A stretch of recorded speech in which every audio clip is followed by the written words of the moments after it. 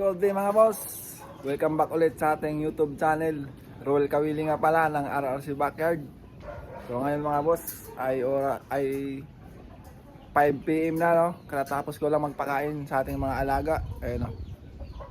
So bali ngayon mga boss, may nagtanong sa akin kung ano daw gamit kong vitamins sa ating mga alagang isasabak sa exam. So papakita ko sa inyo mga boss isa-isa. So napakasimple lang nung gamit ko. Una mo dyan mga boss, ang binibigay ko ay yung B12. Ito,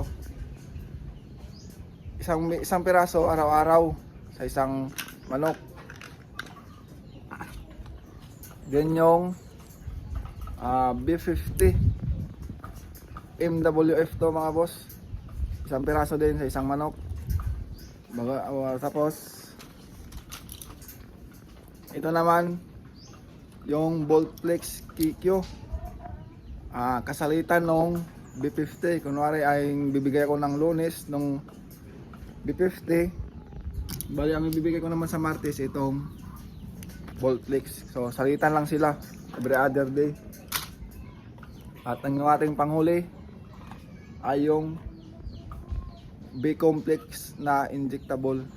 So ang gamit ko mga boss ay Bully Boy. Pero gumagamit din ako ng complexor or gold medallion, kung ano lang available sa akin. Pero ito kasi meron akong available. Ito tira lang kasi ito. Ginagamit ko to sa stag ko. So ito na lang kasi sayang naman kung bibili pa ako para iwas dagdag gastos. So bali once a week lang to mga boss, 25cc. So yun lang mga boss, no.